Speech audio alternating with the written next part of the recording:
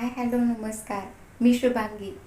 स्वप्नपरी या यूट्यूब चॅनलमध्ये तुमचं खूप खूप स्वागत आहे. तर आज सवयीप्रमाणे नेहमीप्रमाणे माझी देवपूजासुद्धा झालेली आहे. तुळशीची पूजासुद्धा मी करून घेतली आहे. या टायमिंगला माझं दररोज टिफिन बनवायची घाई असते, पण श्रीशाचे बाबा आज वर्क फ्रॉम होम करणार असल्यामुळे माझं काम आज थोडं निवांत आहे. तर आज आहे सोमवार, आज आहे भोगी. मी कोल्हापूर भागाची असून आज आमच्या गावाकडे खूप सारे पदार्थ केले जातात. म्हणजेच ज्वारीची भाकरी, तीळ लावून ज्वारीची भाकरी बनवली जाते.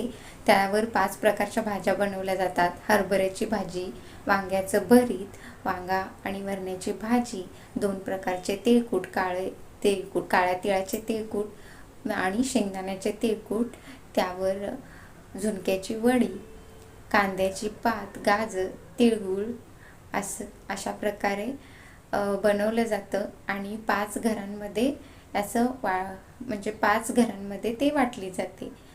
सुवासिनींना 5 सुवासिनींना जाऊन ती दिली जाते. श्रीशा अजून झोपली आहे. ती उठली की थोडा वेळ तरी काय काम करायला देत नाही.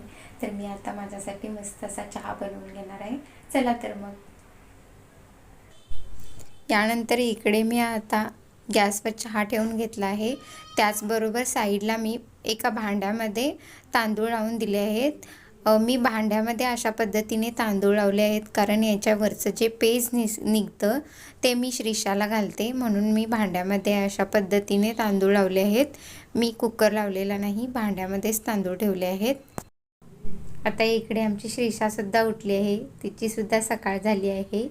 मी बोलत आहे पण पाठीमागून खूप आवाज येत असल्यामुळे मी इथे व्हॉइस ओव्हर करत आहे. श्रीशा तुम्ही हसते किती छान बघू शकता. ती कोणाकडे पण जाते, अशीच त्यांच्याकडे सुद्धा हसत, कोणीही घेतलं ना तिला, ती त्यांच्याकडे हसत अशीच जाते. श्रीशा आमची खेळत आहे. आता मी इकडे भाकरी बनवून घेणार आहे. इथे मी ज्वारीच्या पिठामध्ये उत्तवणे टाकून घेतली आहे, म्हणजेच गरम पाणी टाकून घेतलं आहे. आमच्याकडे गावी आज ज्वारीच्या भाकरी बनवल्या जातात, त्याच्यामुळे मी सुद्धा ज्वारीची भाकरी बनवून घेणार आहे. तर इथे बघू शकता मी अशा पद्धतीने तीळ लावून भाकरी थापून घेतली आहे. आमच्याकडे गावी अशाच पद्धतीने तीळ लावून आज भाकरी बनवल्या जातात. तर चला मी बाकीच्या भाकरीसुद्धा अशाच पद्धतीने बनवून घेते. आता मी भाकरी केलेल्या तव्यामध्येच, तवा गरम आहे, याच्यामध्येच आता मी शेंगदाण्याचं तिळकूट बनवून घेणार आहे. इकडे मी आज काळ्या तिळाचे तिळकूट बनवलेले नाही कारण मला काळे तीळ काय भेटले नाहीत, म्हणून मी फक्त शेंगदाण्याचे तिळकूट बनवून घेत आहे.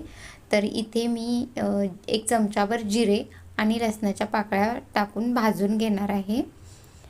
इकडे लसणाची पाकळी आणि जिरे थोडे भाजले आहेत. याच्यामध्ये आता मी शेंगदाणे टाकून शेंगदाणेसुद्धा चांगले खरपूस होईपर्यंत भाजून घेणार आहे.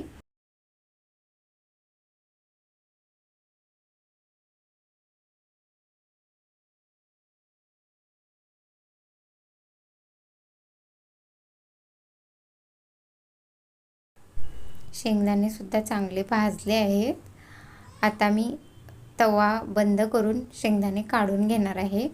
शेंगदाणे थंड झाल्यानंतर अशा पद्धतीने मिक्सरच्या भांड्यात मी शेंगदाणे टाकून घेतले आहेत.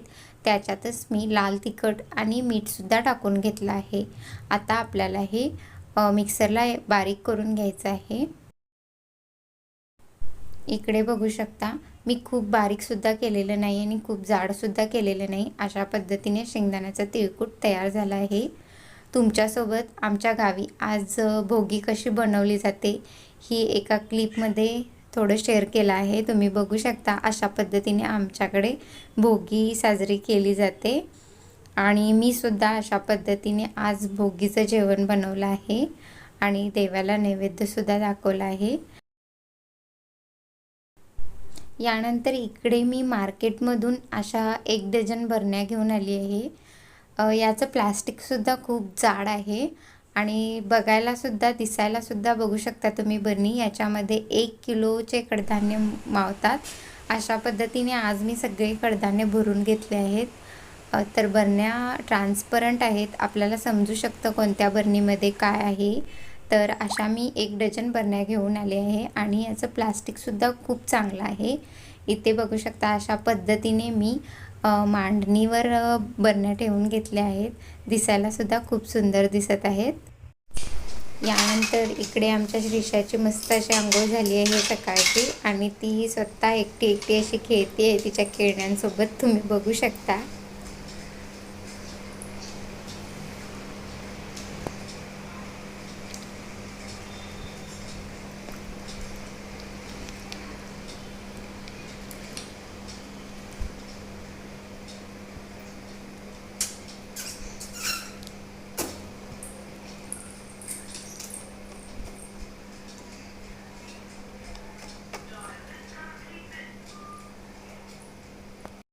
इकडे आमची श्रीषा बसली आहे.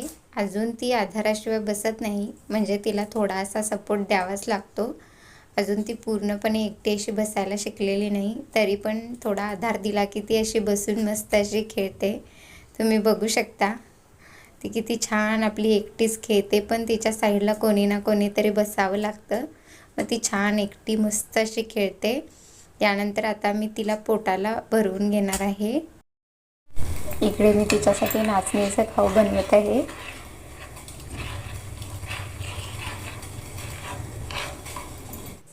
यानंतर आता मी इकडे तिळाचे लाडू बनवून घेणार आहे.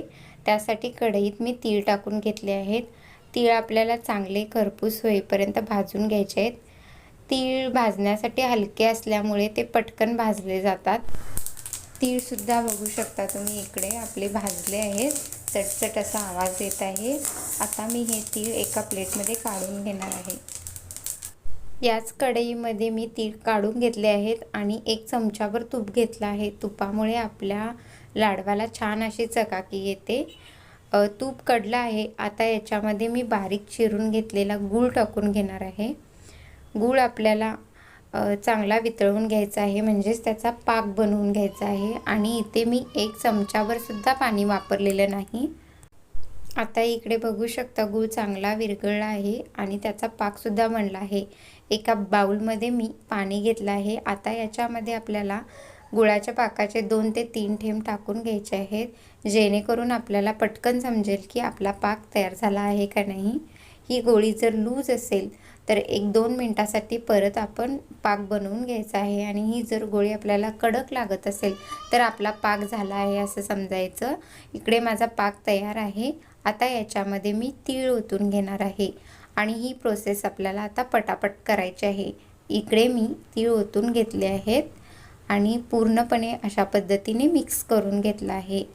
इकडे आता ही पटापट प्रोसेस आपल्याला करायची आहे. गरम पाण्याच्या भांड्यावर मी ही कढई ठेवून घेतली आहे. आता आपल्याला पटापट लाडू वळून घ्यायचे आहेत, कारण गूळ पटकन घट्ट होतो. त्यामुळे ही प्रोसेस आपल्याला फास्ट करायची आहे आणि जपून करायची आहे, कारण हाताला चटके बसण्याची खूप शक्यता असते.